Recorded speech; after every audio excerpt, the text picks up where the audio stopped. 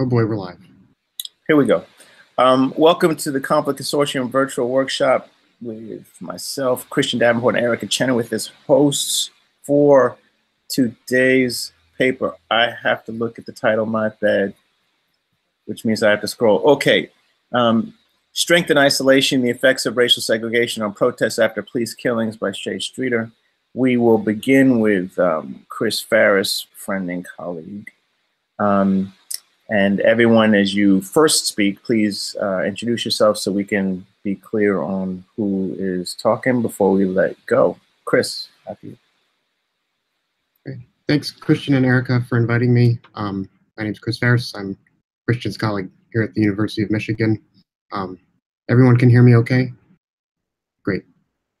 So what I wanted to do was just, since other people are watching at home, I thought I would provide a couple sort of summary comments, and hopefully I got those all right, and then offer basically one key point that I hope is constructive in helping both further develop unpacking the theory and validating the measure. And I think that point can help us think about both those issues at the same time. So this is a really, I think, fascinating and important contribution to understanding variation in violence in the American context. I think there are eventually going to be really nice links that you can make with other groups of scholars that do violence in more of a comparative context, but that's for later. So Shea did fieldwork in 5 U.S. cities, St. Louis, Chicago, Tulsa, Oklahoma City, and Nashville, with what seems to be an extensive number of interviews with a variety of members of the community and community leaders. And she uses this to develop an explanation for why some police killings are associated with mobilization and protest and why others are not. And one of the most labor-intensive, perhaps the labor of love of the paper, seems to be this really deeply and expansive data set on police killings, which builds on some work out of The Guardian. They were the first people, the news outlet, The Guardian from the UK, they were the first people to really start documenting systematically across all US municipalities police-involved killings. And what Shea's done is she's linked information from many different data sources, publicly available data sources, to each of these police killing events. And I think there's something in the order of 300 new variables that are associated with those police killings. So this is just going to be, I think, a fascinating resource for understanding a really important and up until recently not systematically studied or understood phenomenon that's important to understanding repression in the American context. So both theoretically and the measurement strategy relies on segregation as sort of the key conceptual and measurement tool for understanding variation in protest. And segregation is approximating basically three mechanisms as I understood it. And so basically as segregation increases, we see an increasing likelihood or number of grievances that members of those communities hold towards the police in particular, but the power structure more generally, I think. There's also, because of segregation, there's also an increasingly dense network of individuals which facilitates communication. And so there's a social network aspect to segregation. If we had the complete network of people, we could probably ignore the segregation component and just understand how people were integrated. But segregation helps us understand how the communication is facilitated by existing networks. And finally, the third mechanism, which I think is quite interesting, is that it reduces fear or increases the likelihood that a collective action problem is solved. And I think that these three mechanisms are really important. The one I still have the most questions about is how, in particular, grievances are, why there are more grievances in segregated communities versus unsegregated communities, or in particular for minorities who are targeted by police killings, why grievances in less segregated places don't activate protest where it does in segregated places. And I can think of a whole lot of reasons why that is the case, but I'd like to hear more about that, both in our discussion and in the paper. And so I don't want to take too much introductory time up, but I think this leads into thinking about the measurement strategy. So Shea uses an index for the level of segregation by municipal area for each of the killings. And I'd like to just learn more about how that aggregation process works and some of the additional choices, so the unstated choices in how that aggregation happens. So basically what I'd like to see is a breakdown of what segregation in the aggregate means. And then in particular, I think it would be useful to try to link variation in this segregation measure with other pieces of auxiliary information about the three mechanisms, which I think you have, and you use some of that in the paper already with some of the quotes from the interviews. And I suspect in this vast data set that you've been constructing, there's going to be a lot of additional information as well. And since you've looked at social media, publicly available social media platforms as well, I suspect there's corroborating discussion that's taking place on Twitter and on these publicly accessible Facebook pages and in some of the media commentary as well. I think linking that additional information to the three mechanisms will help us understand why variation in this aggregated segregation measure is related ultimately to the likelihood of a protest occurring in correspondence with a police killing. I think the analysis calls out for some mapping. I think when you validate the measure, it'd be really useful to see what the spatial scope of the aggregation is, because you're using information at the census tract and then aggregating up from there. But there's going to be variation in the size of the geographic areas surrounding the particular geographic space or spot where the killing occurred. And so city size is going to vary, where the segregated areas are is going to vary. And so I think just learning more about what the spatial attributes of these spaces are and how that spatial variation is related ultimately to segregation as both a concept and an indicator, I think will be really helpful for understanding how the mechanisms are working in different contexts. And I think you could link that to interview information if you have addresses, or if you know where people are. Maybe that gets maybe a little creepy knowing exactly where people are living and stuff. But I think there's just a ton of stuff that you could do to really unpack what's going on with the available data you have.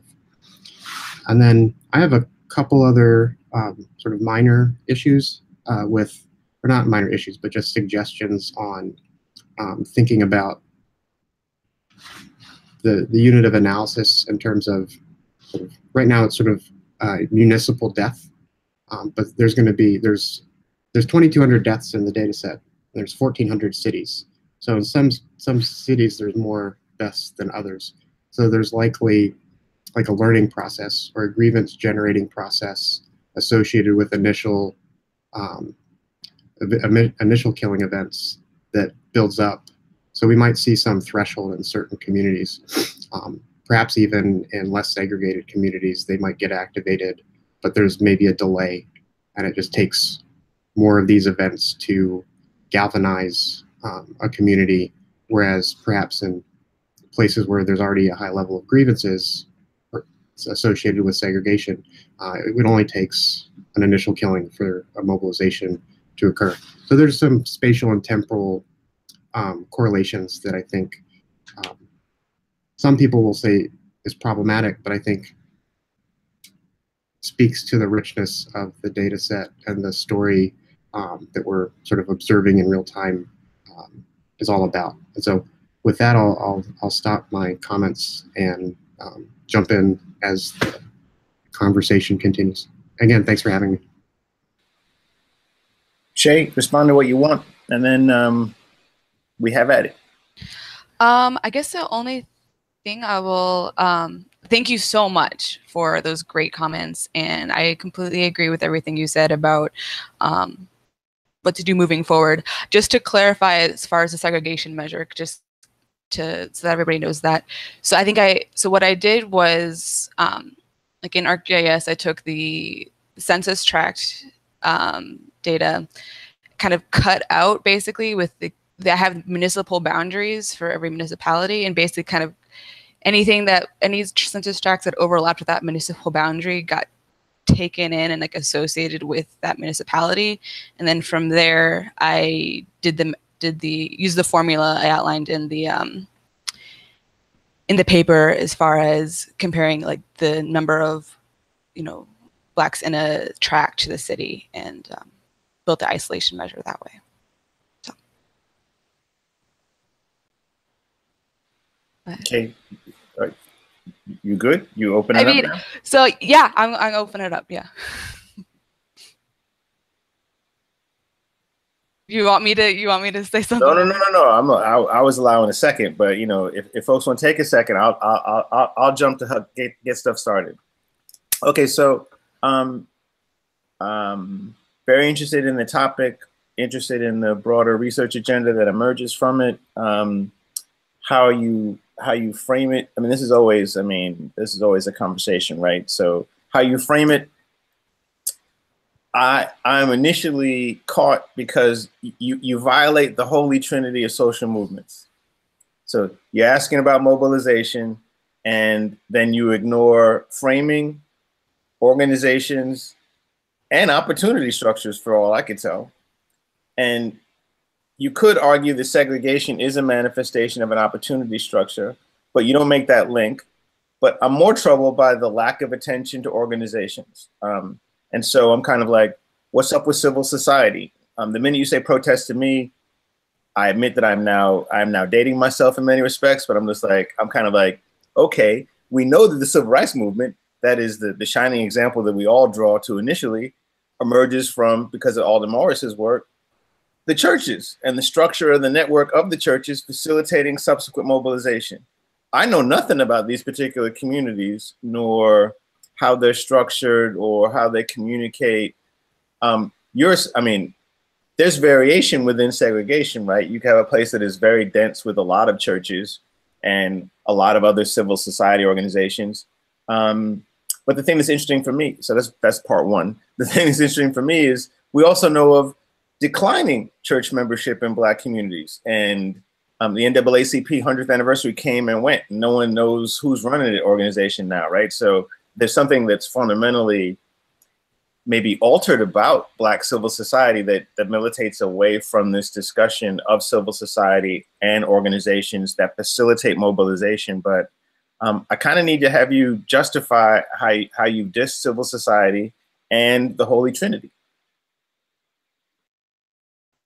Fair enough. I think, especially for the organization aspect, I think this is something that I'm still figuring out, because every place I see, like, these protests are done by different kinds of groups. And in fact, what I saw often was that the churches seem to be demobilizing people oftentimes, especially in Oklahoma. It was the pastors who were generally going out and telling people to, like, not protest certain deaths, not to get out in front of the police, not to do things.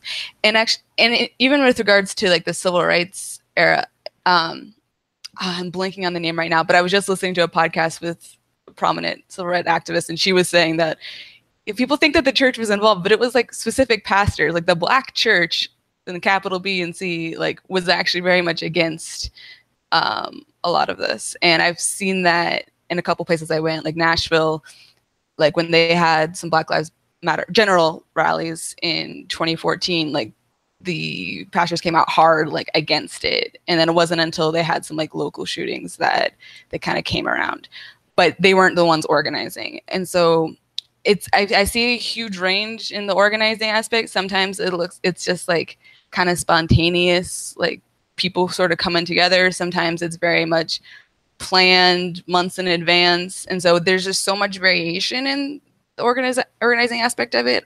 I haven't really, that's kind of the data I'm collecting right now, is like for each of the protests, kind of figuring out who was organizing it, who was there. And so hopefully I'll be able to answer that a little bit more. But for now, I was kind of like agnostic about it just because I don't really know what's going on, or there's so much going on. It's kind of hard to say exactly what's happening. Okay, my quick pushback before moving to Erica. The quick pushback is you would need to mention this literature because anyone who sees you talk about protest and not reference the Trinity or most social movement scholars, they're just gonna be like, what are you doing? And so I'm just like, even if you send it to just like some political scientists, Gillian, Wassow, you know, even if you just go to, I'm strictly going for political science stuff that talks about protests. Even them, they're still gonna wonder, okay, why have you given no light to these particular things that we've spent decades now working on? And that would be the starting point for which we'd evaluate it. And if there's variation, okay, fine. And if that kind of like washes it out, then okay. But I learned more about, you know, the relevance of the Trinity or lack thereof in what you said. And what's interesting is you went from church to pastor, right? And I'm just like, okay, well, that could be a variable, right? You know, the Prozorskian turning me is kind of like, okay, well, go away from these general characteristics and get to what varies and your insights on it. And the literature, I think, will kind of move you there. But Erica. Yeah, so Shea, I think this is a really great project. So I'm excited to see where it goes. And to Christian's point, I think, you know, one of the big questions is the question of capacity, which, you know, deals with the Holy Trinity and whatever, but it's sort of a question about resource mobilization and the ability to have something to work from in order to kind of overcome the barriers that you're talking about in the paper, the sort of fear barriers and the experience barriers. And so, you know, one of the things you might consider doing, because I don't know if if in American politics, we have very good proxy measures for civil society by city. I don't know if we do or not, but if we don't, one of the things you might consider is to go to the Collective Action project, the Sewell et al. Project, and look at, you know, protest history even as like a really crude proxy for mobilization capacity. So they've got data from, you know, 1960 to 1995, which actually helps you because it kind of shows like historical legacy stuff and is far enough detached that you can worry less about, you know, like that being too close to your dependent variable. And then you could just like look at, you know, how many different types of protests. Strike activity especially usually shows higher capacity for organization than protest, for example. You could like use those measures to try to find out what people have been up to in these cities in previous times and use that. Another thing you could consider, well, actually, I'll just leave it there, and then I'm going to come back to my other point later, because I think Chris has a two-finger on this too. Chris? Yeah, I just, my two-finger was about your interviews with the community members in Oklahoma, and I was just curious, based on Christian's comment, whether the pastors who had intervened in that example you gave, if they were trying to come up with alternative mobilization strategies or alternative like community meetings with members of the police, or if there were just things that weren't protests that were happening that involved organization. Yes, they definitely were. So one of the interesting things about some of the pastors in Oklahoma is because they had very, very close ties with like the police chief. And so they, they were trying to, and the police chief was actually very willing to go to these community meetings and go to these town halls and kind of discuss things. But yeah, it was very much a discussion-based sort of work that they were doing, and not to like discount it, but yeah, it was, and I think there was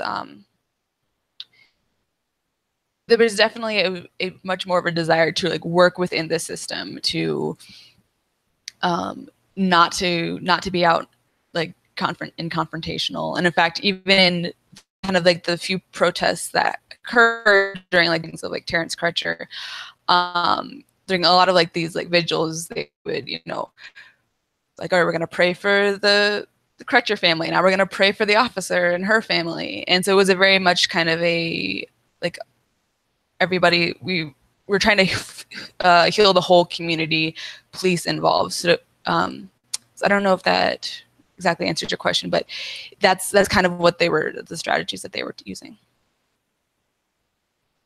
There's I forget where she is. Her name's Rachel Wall. She has some work on. She did some interviews in some undisclosed Southern communities where she basically participated or at least observed community meetings with the police. And so that would be a place to go to sort of just think about that. And I suspect, given the vastness of the data that you've collected about these killings, that you might actually have some information about alternative mobilization strategies that are distinct from protests, or might in some ways precede protests as like initial violent events happen, but which are themselves not associated with protests. So that would provide additional context for thinking about how the organizational strategies are evolve in this context. Thank you. Yeah, in particular, Black voter turnout, I would say, because if you have high numbers of people participating in elections, then that can often be a way for more moderate politicians to push people to engage that way rather than engaging in extra institutional protest. I hadn't thought about that mechanism exactly. Lester. Yeah, so thanks for inviting me to participate. And this is a wonderful paper. I have a couple of comments. It's interesting that you noted that you conducted interviews in St. Louis. Ferguson and St. Louis are actually two different spots. And I wonder, there's a connectivity that you may be able to get at with your paper that isn't currently there. Right. So when Ferguson erupts, it's mostly because St. Louis folk go to Ferguson. Right. Somewhat similarly, when Corinne Gaines was killed in Baltimore County, it was people in Baltimore City who went to Baltimore County. So I'm wondering if if you just focus on the municipality as a unit without looking at connectivity, then you may be missing something, and it's possible to actually embed that in. And then similarly, I think this is something Chris brought up earlier. If you look at across time dynamics, even though you've got a small window, there's a number of cities who have more than one instance. So it may be worth looking at things, looking at dynamics across time, and then it'll be hard to do this. When I lived in St. Louis, I actually had somebody collect data on just police incidents. And St. Louis had a lot in the 90s, and even when I was there in the early aughts. It might be worth thinking about going into a select number of cities or regions and seeing if there are previous police incidents that may end up generating a certain type of institutional memory that makes some places more likely than others. And then finally, a question. And as much as folks from the left who believe class is far more important than race, and here I'm thinking about somebody like Adolph Reed. They argue that a lot of what's going on in these spaces is really kind of a class dynamic. I agree, but I'd say it's class and race. But there are places in which white folks are killed by police in basically what we think of objectively, what could be articulated as segregated spaces. What's going on there where we don't see protests in those spaces? You're muted. Thank you. Yeah, sorry. So that's a great question about why we're not seeing the protests for white deaths in those spaces. So I do know a case where that did happen, and that was in St. Louis. So when I was actually there this summer, like one of the big cases that the activists were going after was this young man, Isaiah Hammett, and his mom and his step-grandma and stepdad were there for every single protest, and they were really working hard. So but the organizers there told me, even the white organizers told me, yeah, this is our first white family we've ever dealt with, because like they just don't want to engage with us. So as far as this is something I'm trying to figure out in terms of, because most of the deaths of white people that do result in protests that I'm seeing, the majority of them are in like all white communities. Like they're in like Idaho and Montana and Utah, where you kind of have a very different antagonism towards the government. And so I'm trying to figure out. So one of the things is that I think in regards to class, some of the white folks that are killed in black majority areas aren't always the same class, so they don't have the same networks of people who are going to mobilize for them. And then sometimes it just comes down to just good old-fashioned racism, I think, of like, that's a black activity, like we're not going to do that. Because when I spoke to people in Tulsa, Tulsa, they have like the most insane police killings I've ever seen of like any other city. So it's kind of crazy that there's not even more protests, because like the white folks are also killed in like pretty weird circumstances. And I talked to one of the organizers, and he's like, oh yeah, I reach out to them, but they tell me to basically fuck off. So real quick, was the weirdest thing, real quick. So I'm in Baltimore, and I've been involved with folks who are organizing in Baltimore. A cousin of mine got married in Tulsa when the Freddie Gray uprisings happened.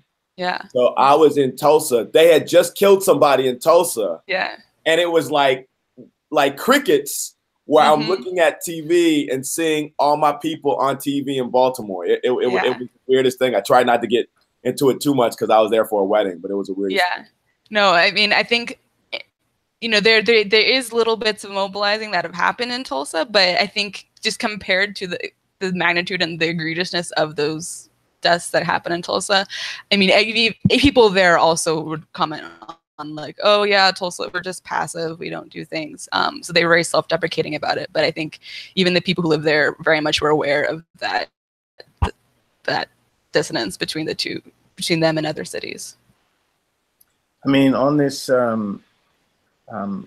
had you'll see in the comments that I sent you, it's, I got it like in bold letters, what's up with the white people? But it's like, so your piece is kind of like leading in the segregation story. And then when you get to whites, right, okay, that doesn't work. So that kind of goes back to me, to where Lester's sending you on legacy, and what Eric and I were talking about with regards to kind of organizations. And it's kind of like, okay, I'm like, what's explaining the variation? Because clearly white folk protest, right? I mean, World Social Forum, the old left, the new left, the women's movement mostly. I mean, I'm just like, so clearly whites do protest. Are they just not protesting about this particular topic? And so in many respects, I see how you're trying to kind of like guide the paper, but given how many white shootings there are and how large they are of a section of the database, it seems like you need to do something that is kind of like encompassing there, even if it's one thing that's driving black protests and one thing that's driving white protests, to be able to encompass that. But I think if you go back to the broader framing within the literature, that might give you some leverage to go at both of them. And I realize it sounds like, that's, I'm suggesting that this is something different or that you highlighted in another paper. I actually think this is best done in one paper, and that we shouldn't be segregating these things, and to highlight the fact that whites and blacks might be mobilized regarding state violence in different ways, I think is extremely important. But even as you said, right, you just mentioned that there's like kind of like a differential antagonism against government in like Idaho and Cleveland, right? I'm just kind of like, I'm like, what would that antagonism be? What is that difference? Now, part of this might be perception of government, but I'm just like, okay, there's public opinion data on that, right? That you could kind of leverage and get some regional variation on that to kind of get us to that point. But I don't recall perception of government really being a part of what you currently have in this piece. And so you have a mention of kind of like repressive behavior, which is a very specific component of it, but this isn't like government writ large, right? And so, and people have a perception of government writ large, and they might have a perception of state coercive behavior. And you need to kind of, I think what's missing from the piece, that theory that you flesh out, is kind of like how people have an opinion about government behavior. Like Tom Tyler's work, for example, kind of gets to perceptions of how justice is kind of like rolled out, and how when those perceptions are deviated, then one is willing to do something about that. But he doesn't talk about state coercive behavior specifically. He talks about governance writ large, but I think maybe that there's something in there that kind of like leverage something. Lester, did you twitch? Yeah, okay, go ahead, man. Yeah, and you guys correct me if I'm doing this wrong. A two-finger add-on to that comment. There is no dynamics for a police structure.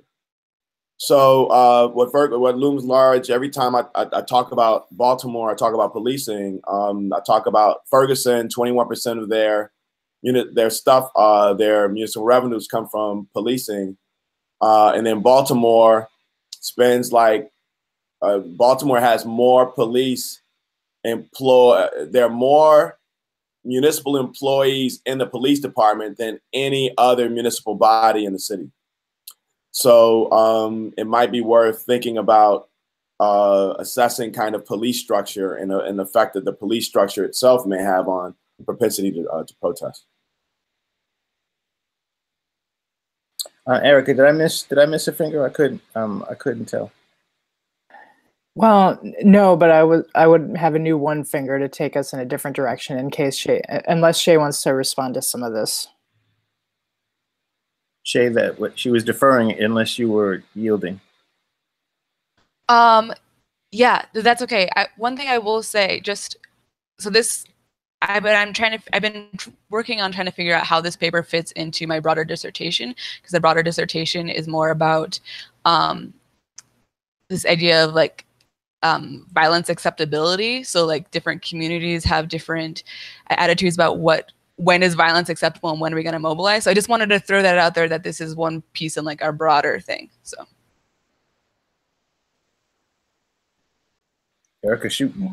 Great. So actually my question was going back to something that I think Chris brought up earlier about learning over time. And I was just really curious about the fact that all of the protests in your database and your interviews are coming post-Ferguson, actually, where it really strikes me that there's a different kind of national mood and agenda around this issue in particular. Like there's a higher salience for these incidents, in part because of Black Lives Matter and the way that it's now framed, at least, as a national conversation that has a diverse group of people talking about it. And so I wonder if it would be useful for you to do some historical data collection on this that's actually pre-Ferguson for like a 2-year period, because it actually might help to get at some of the questions that people have been asking about framing opportunity structures, capacity, especially if you're looking in the same cities, right? And so, because I think if you were going to go back and try to collect data and all, more than a couple thousand incidents and post-incident protests, it would be awfully hard for you to get really good local data on the types of covariates people are bringing up here. But I'm just trying to think about different like proxy measures that could help you to like address at least some of the mechanisms. So like some historical data like 2009, 2010 or something, or even before Obama became president, might be useful. And then the other issue is more about whether it's possible in the protest data that you collect to identify frames according to like their social media activity or things like that. Like, were they using the hashtag BLM or, you know, whatever, as part of the way they were framing their struggle? So, you know, part of me is just wondering whether there are attributes of the events themselves you can collect that would help shed some light about this, and that might be kind of low-hanging fruit, as opposed to having to go back and like, you know, find out all of the different organizations that were active in every city and every year or something. Shea? Yeah, thank you. Yeah, I've definitely been collecting information regarding the protest about like kind of, I mean, I have all the links for everything, all the sources I have, so I can go back and maybe do some kind of text analysis about the frames, but also like kind of what their main arguments or demands were. So I can try to do that. As far as going back and getting historical data, that's something I've been thinking about a lot. There's a researcher at the University of Washington in St. Louis who's kind of done this for like the 18 months right before my data set starts. So kind of there's a little bit post and pre-Ferguson period in there. I know that's not very far back, but hopefully I can even go further back. The one thing I'm trying to figure out with that is just identifying the police killings themselves is, you know, that's a thing on its own, but then identifying the protests, just because, you know, a lot of social media pages get taken down, a lot of, especially considering how much I've realized that, you know, sometimes these things aren't reported by local news, and just trying to think about ways to whether if I see like a much lower level of protest, whether that's a function of there was less going on or whether it's a function of less data about it. So I'd love to hear your thoughts on how to deal with that once that time comes. Part of kind of riffing off of Erica's commentary. I mean, so clearly these shootings are happening. They're happening before Ferguson, right? And there might be some protests. There might be some other tactic that's used, but that Ferguson becomes the catalytic point that it does. Not that this is random, but it's almost like it could have been, or could it have been any city, and could it have kind of kicked off there? But just like I want civil society, and I kind of want the network of communities to be brought in as well, right? So people are protesting about Ferguson throughout the nation, right? So is that ignored by how you coded things? Because it seems like your coding is tied to a specific geographic location. But if you have these parallel protests that are taking place in other locations, does that then make them more sensitive to subsequent police activities that take place within their cities because they're already mobilized around the Ferguson thing? And so I'm interested in diffusion across space. So I don't like Bogdan Vasi. I'll say it online. I'm like, this guy has been ducking. He doesn't share data. He has no sense of community whatsoever. So, but he's got a piece on diffusion. So, right, he's got a piece on diffusion and trying to understand. Sarah Sewell's got a piece on like diffusion of like campus protests about something that I think was in the 90s. And so there are some diffusion pieces. And I think there's a diffusion element here, especially because Ferguson is so important, right? So in that sense, you're taking Ferguson, you're on that. And that would diminish maybe some of the necessity for going back further. But then you've made it like, okay, where are these protests more likely to kind of kick off?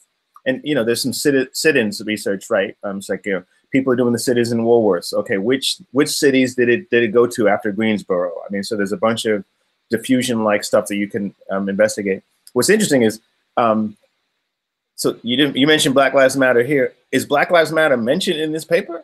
I mean, because that goes back to my whole point about like, you know, organizations, but I was kind of like, I'm like, something's missing, oh, that's what's missing for me. And I'm like, so you just kind of slide it in there. And I'm just like, how could you have a paper about like police shootings in this time period and not mention Black Lives Matter? It's like, you know, organizational salience and so forth.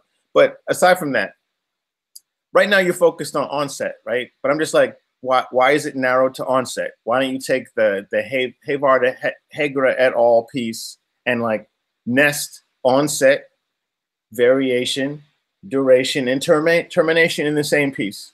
I mean, so just that something kicks off doesn't mean it's sustained longer. And wouldn't that potentially tell us something? So right now you have to tell us an onset story, and I'm not quite sure that I'm necessarily buying segregation leads to onset, because I think segregation as it's created over time might be more connected to longevity, to duration, rather than something get kicked off. Because something can get kicked off for a variety of different reasons, which seem less systematic to me. But something, if you can marshal people for a repeated number of weeks, that says something to me about the community, and that speaks to me more about segregation than onset. And the variation of tactics might be something as well, right? You don't need to protest because you know that you have the best Black legal team in your city, so you know you're good because they're going to sue the hell out of everybody.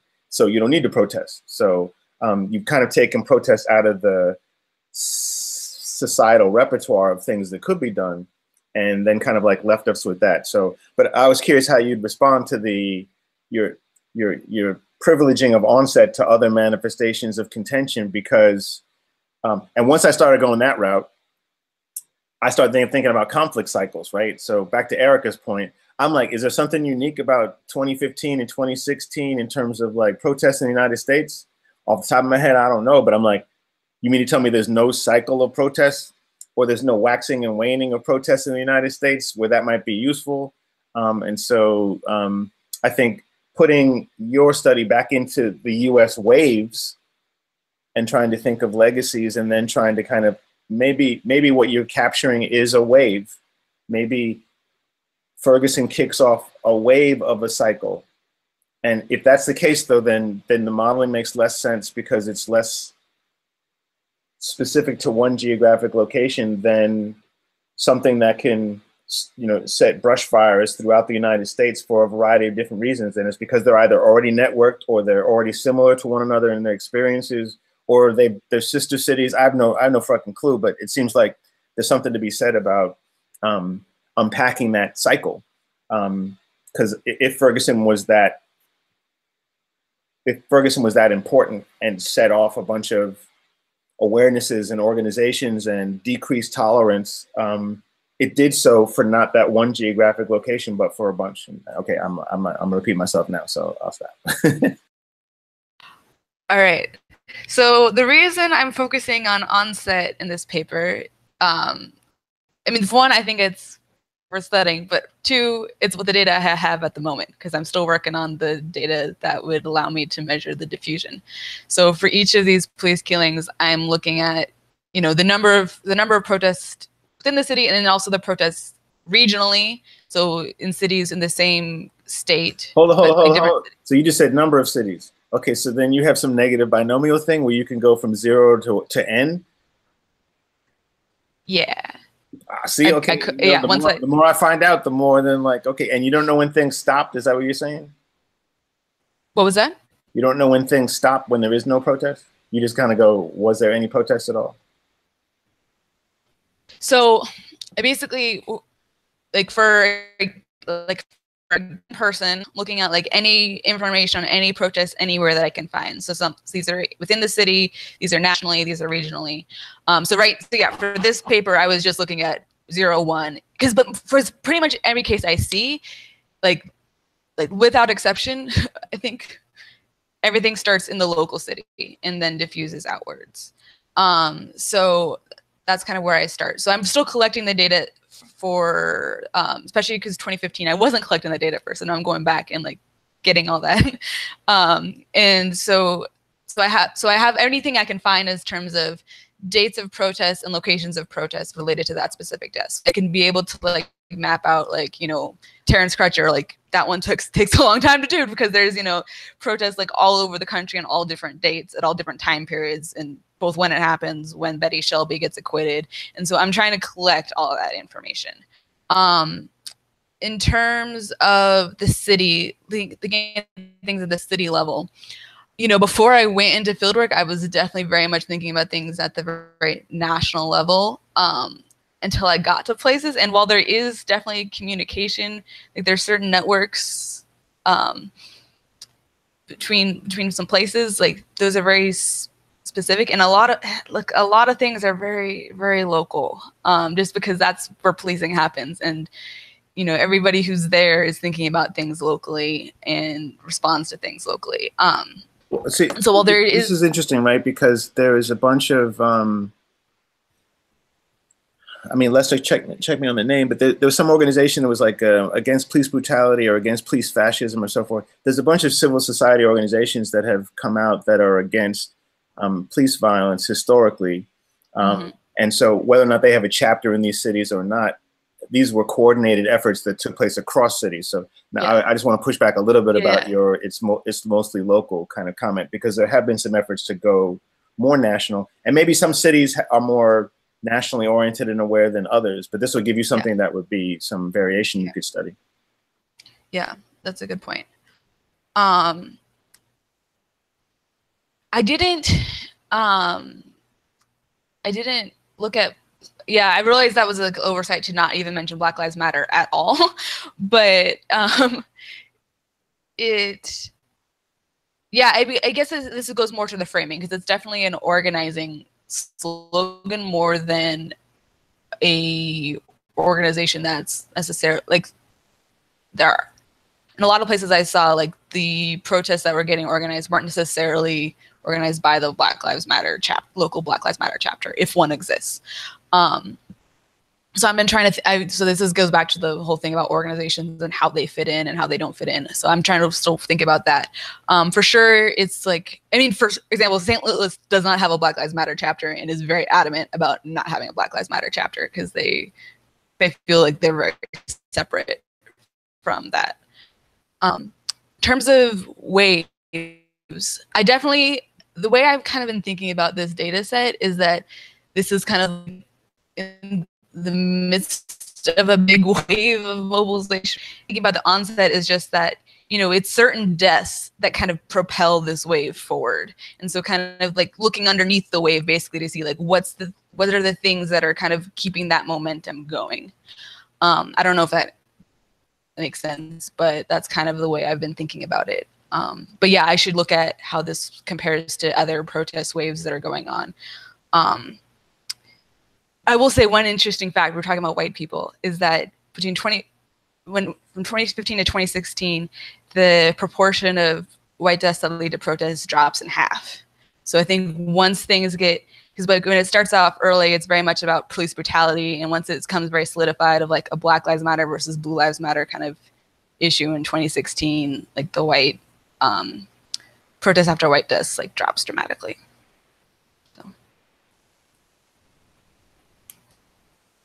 I can't hear you. I was just shaking my head in disbelief, right? And you got 1,100 people killed by the police, and then you're just kind of like, I'm just like, what was the book? What's the Matter with Kansas? I'm like, what's the matter with white folks that they don't care that people are getting shot? But then I'm just kind of like, what is that framing? What are those cases that white folk are kind of mobilizing around? It just like begs for some kind of like question. And why are Black people so willing to protest? I mean, so there's some interesting kind of cultural differences, and also missing from the piece, right? Because I see table one, I'm just like, what the hell is going on?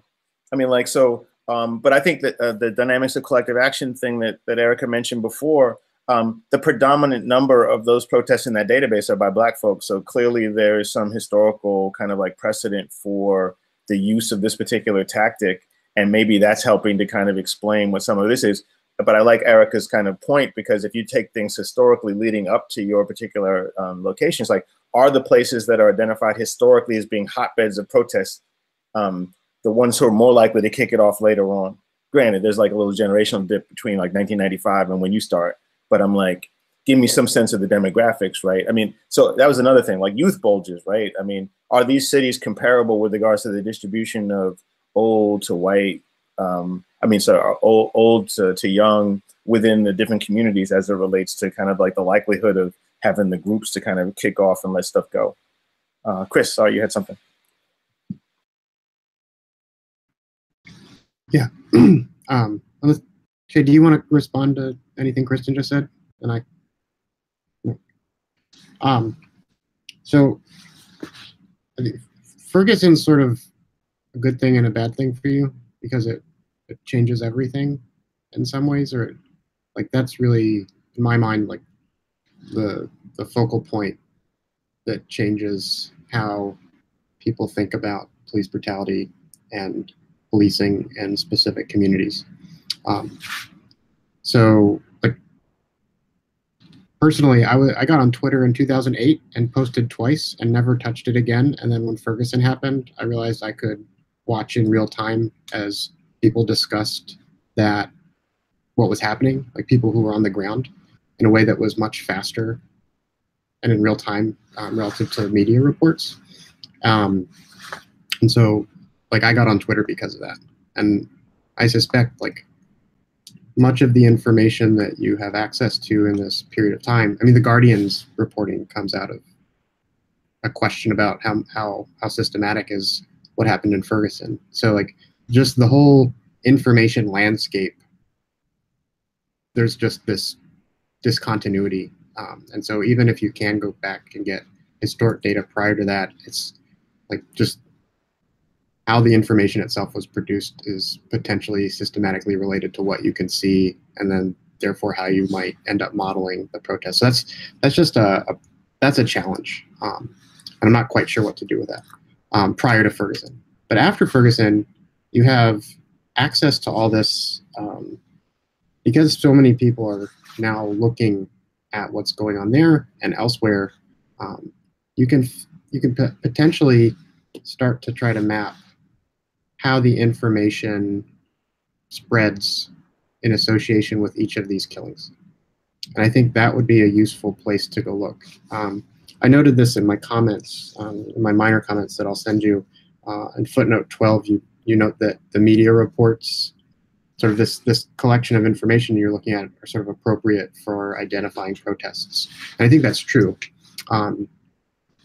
Because you'll find out when the protests are happening because they reach some threshold and then they get picked up by enough sources that you can corroborate and then put into the data set.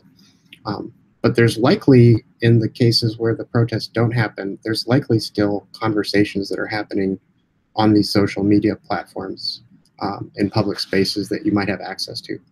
So you might be able to sort of infer some differences in how the conversation precedes a protest onset and Twitter versus how it precedes the events that don't end up leading to a protest. And there might be like systematic differences in who's talking about it, where they're located, and like it might be people across the country are talking about it in different ways. So I think looking at those differences across the two types would be useful for the media, and then you can get it, and you can address Christians' media bias stuff at the same time. Yeah, because it's something about the information going viral that helps facilitate and sustain these protests, whereas it doesn't go viral in these other cases. And the media picks up on the stuff that's happening in Twitter, and that just amplifies it. I read an article just yesterday that news outlets are mining Twitter for weird stories, and then they basically just they report on the weird stories, and they get a lot of traffic to their website that generates ad revenue based on like people's interesting Twitter feeds that they've discovered, and they're not really asking for permission, and they're like citing the public Twitter feed, but So there's this whole ecology of this information ecology is just rapidly changing, and I think for the period that you're looking at right now, there's a lot of opportunities for like learning about the conversations that are happening associated with these events. I'll stop. Yeah, I agree. One of the things initially for part of my dissertation, like a big portion was going to be a kind of like social media analysis. Something that I ran up across, and I would love thoughts on how to do. I kind of set it to the side a little bit, most in part because so few of them these deaths were actually discussed on Twitter. I found when I would go looking for them, like, I mean, we have like the very well-known national cases, and obviously those ones explode, but even just on a baseline, even some of the ones that I know that there were protests for, like I just can't really find much, which is just totally shocked me. So I mean, I think that Twitter is for sure an element in terms of deciding which cases get the national attention, which ones stay strictly local, for sure. So that's definitely going to be a component of my analysis. But even just some of the ones where there was some local protest, I was thoroughly surprised. And so maybe that's something in terms of thinking about like what cities are just kind of opting out of Twitter, or what local people are kind of just not engaging on social media, and how that affects whether they get involved in the national discussion. So something I'm going to think about more. Yeah, my two on this is I'm wondering if it would be possible, given what's being discussed, to create some dyadic kind of like network information of how much different cities discuss one another or mention one another. So you could imagine then that you have this like huge kind of like amazing network of cities. And so, because there's different ways of thinking about, like some city might be comparable to another one in terms of its demographic makeup and employment stats and other business, but they don't necessarily, despite that kind of like latent realization of what the information looks like, they don't actually acknowledge their connection and their connectivity, as opposed to a place that is constantly referencing other things. Or, you know, Chicago always talks about New York. New York hardly talks about Chicago. I mean, there's a bunch of different things that might kind of like lend itself towards, if something was to diffuse from one location to the next, it would not be comparable or equal in many respects, which becomes interesting. But this might also give you a different dependent variable in the sense that some killings have if you think of geographic space between locations as being something that's important, I mean, like, so a killing could be mentioned all the way over here or in multiple locations, or it doesn't go far, it just stays within the community. So distance of where something is mentioned becomes a variable, right? It becomes a characteristic of something that you could evaluate that becomes interesting. And then you have cities that are close to one another. But then I kind of want to get you to this issue of away from onset, and kind of like, you could think of, you're interested in onset in a particular location, but what's the last killing that took place and how many days have passed before it hits here? So I know you're trying to bracket time, but I kind of want, I want time and network back in. I mean, you know, Chris is kind of pushing network. I'm definitely supporting that. I know you had this media interest. I definitely kind of want that, to not mention Black Lives Matter or the church or any of this pastor specific stuff. It's just kind of like, it seems like you're trying to bracket. It seems like you're trying to bracket some other rival explanations or things that are potentially driving your explanation. Because I think segregation says something about networking. I think segregation says something about mobilization potential. I think it says something about what the structure of those organizations look like, right? So Verder Taylor talks about abeyance structures. So are you more likely to have an abeyance structure that's, I mean, isn't a segregated community like existing in a kind of like, it's like a colony, or it's like living under an authoritarian rule, or, I mean, this is where the interesting spin, kind of taking it in a different direction, or it's this paradise, right? It's this paradise of like my mom, she discusses Harlem in the 40s and 50s like it was some fabulous space. And I'm kind of reminding her that there's stuff like, well, you couldn't go downtown, or no, y'all couldn't vote. I mean, like, I'm literally having to remind her of kind of like what was going on. Because in her mind, she's just like, oh, there was a doctor over here. a lawyer over there, someone singing in the Cotton Club over there. And I'm just like, yeah, Harlem was a universe, but it was your only universe. And then integration was the bad thing, where it's like, okay, now the doctor lives in this location, and then the other person moved downtown for this. And I'm like, yeah, but I mean, like, okay, so that part of the community was broke, but y'all had more jobs. I mean, like, so it's like this interesting. So I found there's a tension in your piece about kind of like, and you just tossed it in the end, but I was kind of going, it's lingering through the whole piece. It was just like, you know what? Segregation isn't all bad. And I'm like, did she really slide that in? Segregation isn't all bad. I'm like, and there's a bunch of Black nationalists who go, yes. I mean, the Republic of New Africa's 50th anniversary was just a couple of weeks ago. A bunch of Black nationalists were in Detroit talking about exactly this. Now, clearly you don't mention any nationalists, but you start talking about Black segregation is actually pretty a good thing for mobilization and a couple other things. I was kind of going, okay, you're that close to saying the Blacks should separate. That's what I heard. So I'm like, you either want to bring that in and take that in specifically, or you want to be careful about how you talk about that, because it's like, did she say that segregation was good? Chris. Yeah, just a two-finger on that. I want to, towards the end of right before you get to the empirical discussion, you threw out the word radicalization. And I was curious if you meant radicalization, not in terms of violence, but in terms of an institutional agenda that might be associated with nationalism or forming an alternative government, sort of in the lines of what Christian was talking about. Because that kind of just got thrown out there as a final sentence, and then I was just curious about it.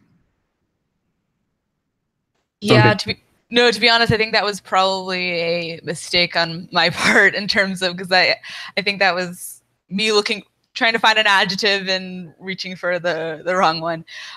I mean, I do see some, like, I've seen some serious radicalizing in some places. I mean, like, I think St. Louis being, I mean, I can't say to how people were before, but even people telling me about how they felt about the police before and after all of the stuff they went through with all these police killings and all the protests and stuff.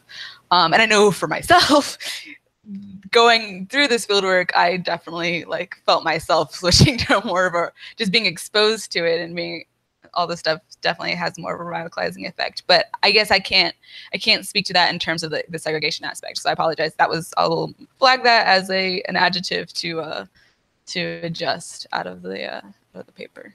But yeah, I've been curious why. I'm just some ways surprised that I haven't heard more discussion of restructuring municipal boundaries or changing. It seems like the authority structure placed over these communities is sort of purposely driven by elites that want to marginalize voting blocks in a way that prevents them from getting into a sheriff's office position or having a majority on a city council. That seems purposely done in a way that marginalized these groups in particular.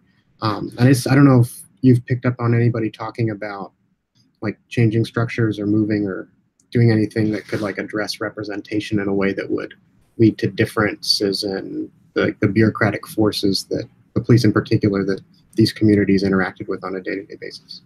That's a really good question. I actually haven't heard anybody talk about that. That seems like a more tenable solution in some ways than a lot of the ones I heard about, because on the other end, most people are the way they think they see it as getting out of this kind of oppressive police structure is abolish the police, which is probably less feasible, honestly, than just redoing municipal boundaries and kind of having their own, then deciding for themselves kind of what sort of policing structure, if any, they want to have.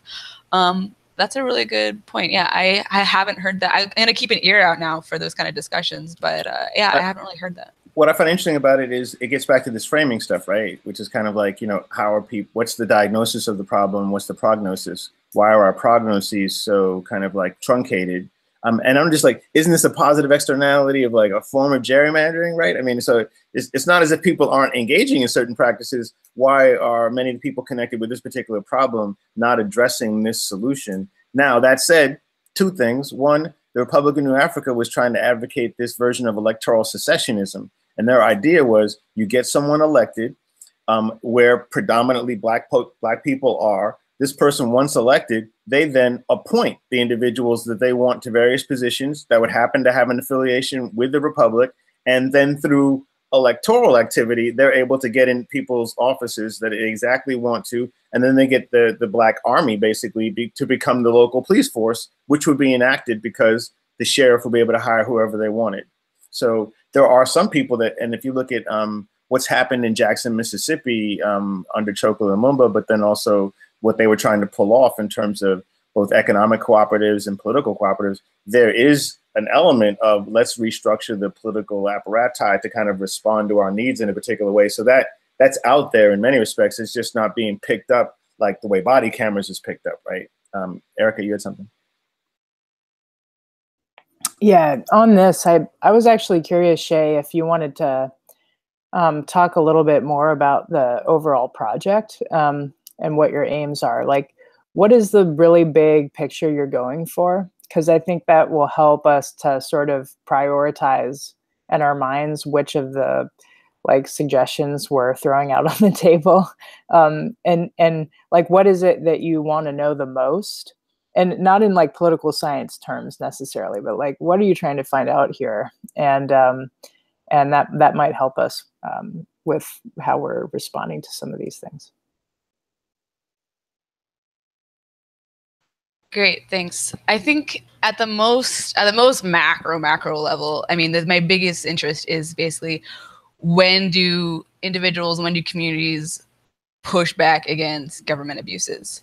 And so the way I've kind of framed my dissertation right now is kind of thinking about, you know, why, like when and why do some police killings lead to protest and not others? Which I think kind of goes to this, which is one subset of the kind of the questions.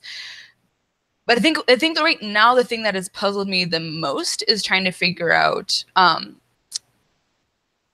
you know, one of the things I'm looking at is kind of all the circumstances around these police shootings, and I just find I kind of went into this project thinking that, you know, cases where people would be, you know, unarmed or you have less criminal record, things like that would be the ones that would kind of tip things over into mobilization. And my thinking was kind of just, all right, let me just figure out the set of criteria that is kind of pushing this. But that was not the case at all. You know, I see cases where, you know, you have people like holding guns to their girlfriends' heads and people are still willing to mobilize. And I see cases where, you know, like the police just, you know, shoot up somebody who's unarmed, mentally ill, and like there's nothing, there's silence. And so I've been trying to, so I think the big puzzle for me right now has been that I'm trying to find something that seems to be correlated with this dynamic, because because I don't want to write it off as like, because I know it's not a random event. Like when I go to these places, like it makes sense to me why things are happening in some cases and not others. And so the segregation thing was the one first thing that kind of like was kind of like sticking, I guess, no matter kind of how I ran the variables, which is why that was the first thing I'm kind of writing up. But in terms of, I mean, so yeah, I definitely see this as like a very broad multi-year research agenda. Like I said, like in terms of thinking about like the diffusion on social media, like temporally, looking at, I mean, one of the things I haven't written up yet was going like in depth into like the very specifics of like each individual death and kind of looking at like what is, I mean, I see just huge differences. We're going back to the white and black protests. Like I see just such huge differences in terms of the circumstances around those deaths, which could be the thing that's driving the differences, or it could be the cultural aspect of it. I realize I may not be making this like narrowing things down at all, or kind of being specific about what I'm looking for. But one thing I will throw out there, which I would love your feedback on, is we've kind of talking about the organizational capacity, and something I've come across again and again is that those two don't necessarily seem that correlated to me. In part because I see a lot of cases in a lot of cities where you have very big general Black Lives Matter protests for, you know, something that happened in New York or something that happened in, you know, St. Louis. But then you won't see anything about local deaths. So for example, in Oklahoma City, they managed to have like 1,000-person protest for, about, you know, the Terrence Crutcher case in Tulsa, which obviously that would get included in my information about what's going on in Tulsa, but not a single death that occurred locally resulted in any protest. And trying to think about like why that is. And when I spoke to people, they were kind of like, well, because none of them, either they were like just weren't aware of what was going on locally, or they're like, well, you know, that wasn't, you know, our chief's doing things well, like we're not like, they just, that wasn't something they were interested in looking at. And so just trying to think about those dynamics and trying to make sense of like what's going on. Sometimes I feel like I'm in like the weeds, like I see all of the variation that's happening and just trying to like make sense of the bigger picture of like what are the patterns and because everything kind of sometimes feels like a very individual specific case, and trying to think about the broader patterns and how do I make sense of this. Yeah. So Yeah. I think oh, sorry, Chris. No, go ahead. Okay.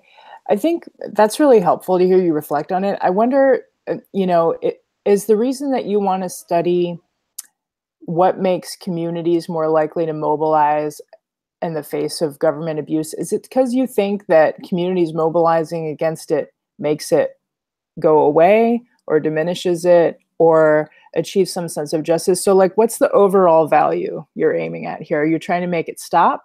Are you trying to, you know, is that why you want to know when communities mobilize, or are you really just curious about like the question of what makes them do it or not?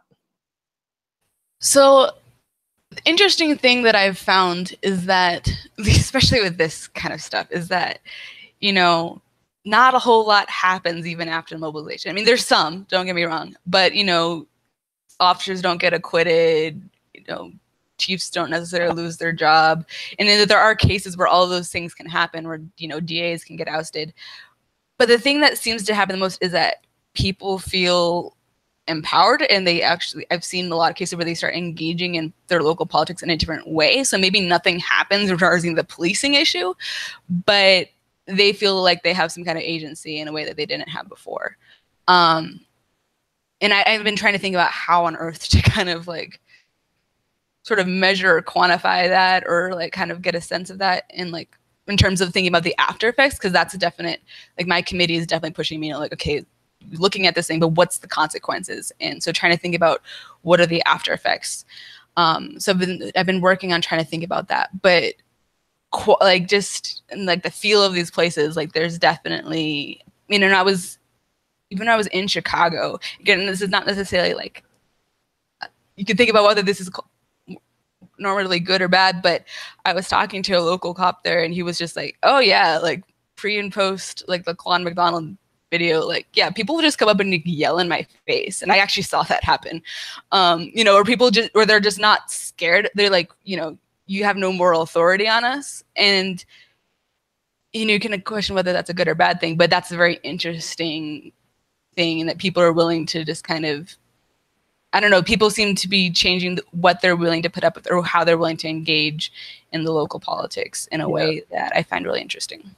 Yeah, so there's a lot to read on this stuff about kind of the outcomes that you can achieve short of like getting the policy concession or the behavioral change that you're looking for. So like, I think Larry Isaac and a bunch of his colleagues wrote something about how striking, for example, doesn't necessarily lead to direct concessions from the adversary, but it makes people much more likely to be militant later in life, you know, so like it leads to kind of a longer term oppositional culture.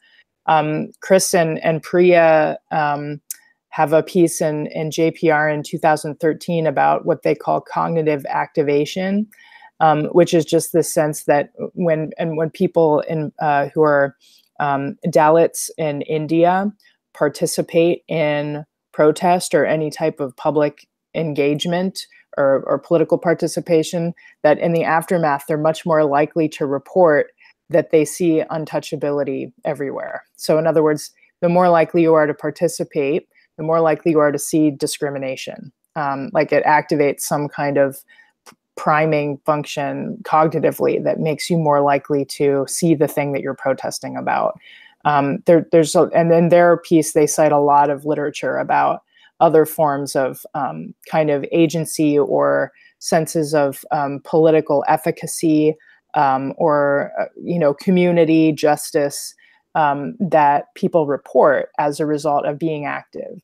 And so part of why I'm saying this is I think it helps us to think about like what the dependent variable ought to be, like whether you're aiming for a dichotomous there was a protest or not as kind of part of the big story, or whether, what would be helpful is thinking about, like, it makes total sense to me that you wouldn't require much organization to have a protest happen or not. Protests happen, people just pour out onto the street sometimes, right?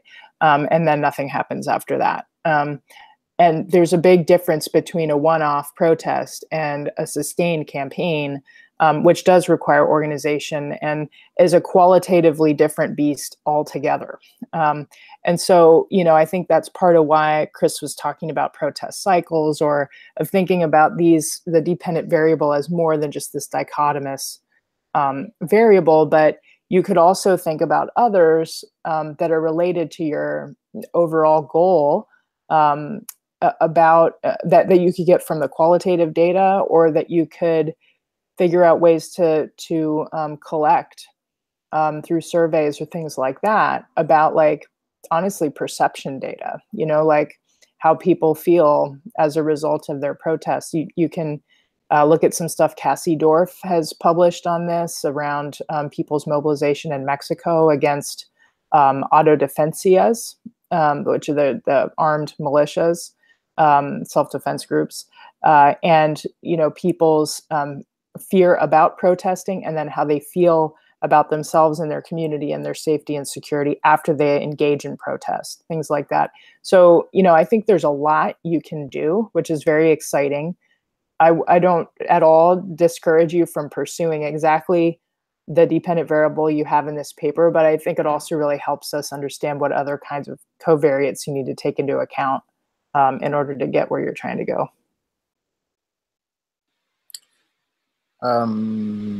Chris, too. Just a real quick practical suggestion that might help you address Erica's suggestion is eventually you'll probably want to write a data release style paper anyway. And it would be worth thinking of like that as a long appendix right now that you could like start to organize, like if there's 300 variables associated with each of these killing events, like that's just a ton of information. And as you're getting feedback on like this initial stuff, and as you're building the other pieces of the dissertation, just having that appendix available for like opportunities like this would be helpful for us to think about like what you can do now in the short term, and like what additional opportunities might exist later on. And then eventually you'll have that structure for like the data release paper that you publish later on. Actually, this conversation was very, very useful for kind of addressing some stuff, right? So I agree with Erica, right? So on many things, but if you wish to kind of stay with the particular dependent variable you have right now, then you need to get me out of an awareness of campaigns and waves, which you haven't done, because you don't even give a definition of protest, right? So there's a whole literature on what is a protest. So Tilly goes with contentious gatherings. That's anytime 5 people come together to engage in some type of collective action. Dynamics of collective action has a different threshold, so you completely skate that by. So you leave me open to then think about how things are related to one another, and What if do the same people need to be mobilized over time? And is that the same event? Is that a different event? You need to get me off that. You need to get me to your dependent variable, which is protest onset, because you let me wander. I moved from protests to campaigns to waves. The conversation about Black Lives Matter and Ferguson. So Ferguson brought me to waves, right? Because I'm just like, well, that was all over the country. So then I'm thinking about something you're not even trying to talk about at that time. So you need to kind of rein me back in. So McCarthy and Zold, piece 77, is old, but they lay out very clearly a protest event, a protest organization, protest campaigns, protest sectors. It's very clear conceptually to kind of give you some help. And so that would be useful. Related to this older kind of newer conversation, Smells Are Who You Cite was one of the last people to talk about this shit being completely spontaneous and disorganized. And then Tilly and Gurr and all these other people come along later on to say it's organized. Okay, you know what? You're kind of like right in between these two, because like, is it organized? Is it not organized? You've revisited this conversation, right? And the whole thing about pivot and cloud, there's a whole bunch of stuff on like why you don't need organization, you just need disruption. You're speaking to that because you say protest to me, I immediately I mentally go to civil rights movement and then kind of maybe anti-Marcos, and then I'm going with something. You need to get me to what you mean by, is it a protest? Is it a disturbance? It's called the uprising. Is it a riot? You need to navigate that space to me to rein me in. So I think that would be very helpful. Related to that, it's kind of like part of, because I listen to you speak, and when I listen to you speak, it sounds like people could be protesting about policing, police killing, or protest policing. And these are three very different phenomena. They might be related, but they're very different phenomena, but they could result in you protesting. And for me, you need to kind of separate those three, because you're attributing it right now to the police killing, but that could be, you could be just as upset with policing, or you could be upset with how the protester was treated once they show up. And so by the time you're asking them questions, potentially they've experienced all three.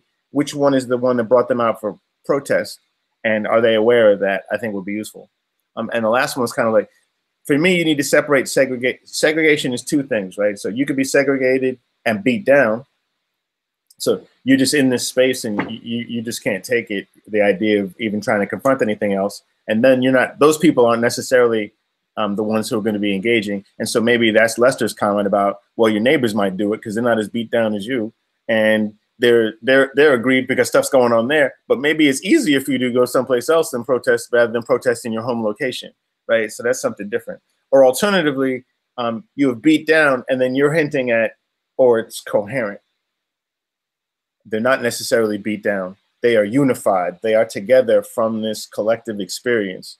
And this is like that shared fate literature, right? They talk about the public opinion literature, right? So it's just like, so I found that shared fate kind of commentary or discussion kind of missing, because this was something I think Dawson talks about this. I think a bunch of people talk about this whole thing about what is it about living in this segregated community that facilitates mobilization? Okay, it's shared fate, it's shared awareness, but you're not necessarily beat down. And so for me, I'm kind of like, if you're living with this policing for decades, which Black folk have, why are they not beat down? I mean, your piece doesn't explain that to me. And yeah, you shouldn't necessarily, have to explain certain things, but I'm like, Black folk been living with this police problem for a heck of a long time. Generations of folks have been killed, and now you have some protests taking place and you're trying to understand why. So I'm kind of like, yeah, exactly. What is explaining that moment? And right now, the segregation thing is not getting me to that moment because we've had segregation for so long, right? I mean, it's just like, so by your argument, we should have a lot more protests. And given the unknown number of killings, and actually on the killings thing, right, I thought H.R. Dagg's estimation was better than the Guardian's attempt at trying to catalog. So you might want to go there and like have some comparison. But I think the bigger issue is on this point of explaining this moment. What is going on now? The Black folks have just decided to kind of like lose it, or gain it, right? But for me, it's kind of like, what was the shoot? So there was a shooting. No, it wasn't a shooting. It was a beating of Bensonhurst when I was living in New York.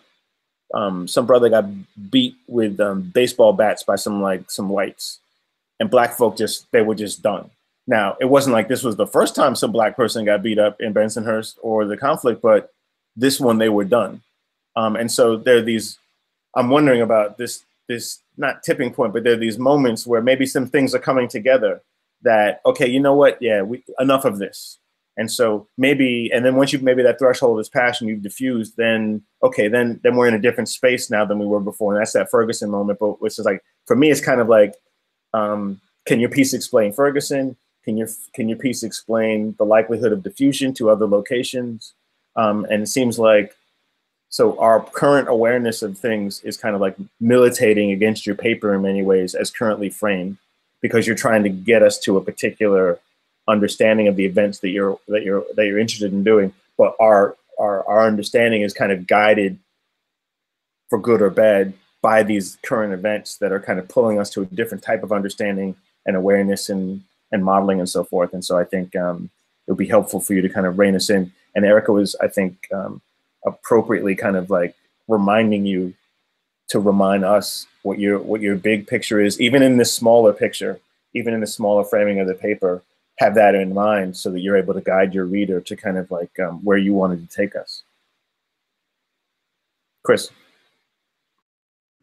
Yeah, I think just if you just sort of like flip the privileging of the mechanisms that are associated with being like more likely to be activated in an increasingly segregated space, like if you focus on those mechanisms first and then talk about why segregation is related to those mechanisms second, that might help address this issue, because instead of like starting out with segregation sort of makes us start thinking about it in this other way, but you really want to talk about these mechanisms. And that would, I think, just that reorienting the theoretical discussion up front would help a lot.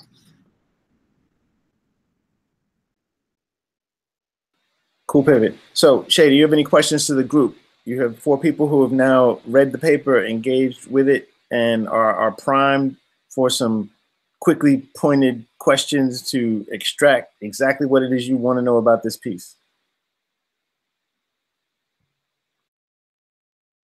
And unmute. And yes, you're on.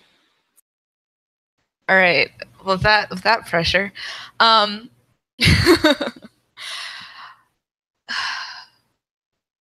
I guess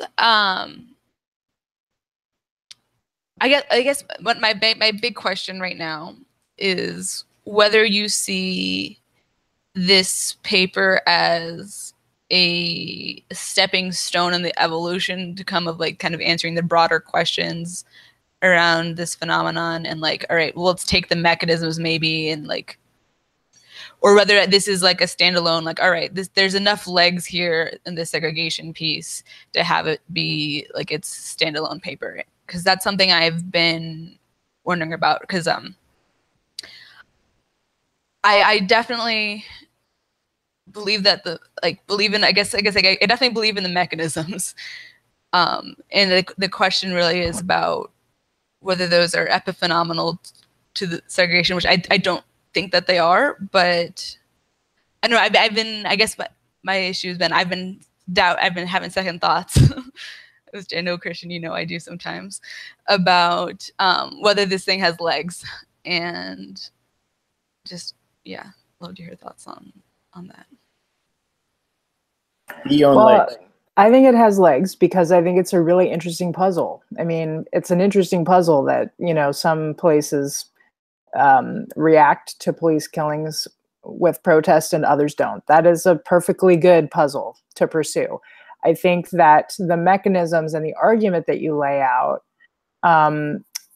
make me think that when you're responding to that puzzle, that there need to be different kind of operationalizations of your dependent variable, because the mechanisms you lay out should apply not just to spontaneous one-off protests, but they should also apply to campaigns or kind of broader, you know, the emergence of movements and things like that. I mean, I think in the protest literature, most people don't think of protest as a dichotomous outcome. They think of it as honestly a count outcome, or they think of the onset of a social movement or a campaign as a dichotomous outcome, but usually not protest event.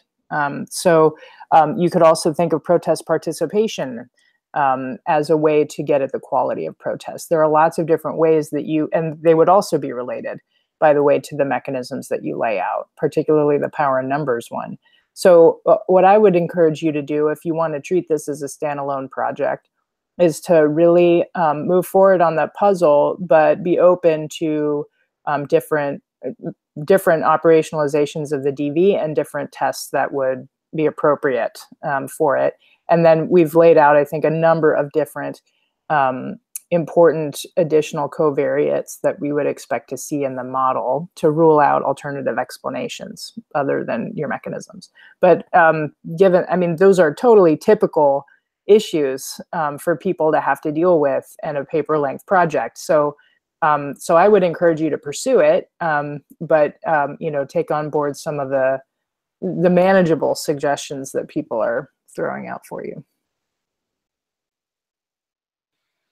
Thank you. Sorry, my internet went out for like 30 seconds, but this is recorded, right? So I can go back and... It is indeed. Okay, I will go back and listen. I'm sorry. So yeah, my internet went out for a little bit, but it's back. Cool. Well, even though you didn't hear all of it, Erica's suggestions were like the perfect closing to the session, and we've also closed down in terms of time, but that was like the perfect way to end. So when you go back and replay that part, we could not have had a better, more positive, and more perfectly framed ending to this discussion than what she said. Sorry you didn't hear it, but yes. But that was very good. I'll send you my comments. If anyone had any comments that they weren't able to get to, please forward those to Shea as well. Shea, thank you for joining the session. That was precisely kind of like what we're trying to pull off with these, and so that was really great. And thanks everybody. Yeah, thank you guys for all of your great feedback and for reading the paper. And yeah, thank you so much. Yep, and Cullen Hendrix sends his apologies, and I will forward along his written comments as well. All right, great. Cool. All right, everybody. Thank you. Peace. Great job. Thanks. Peace. Thanks.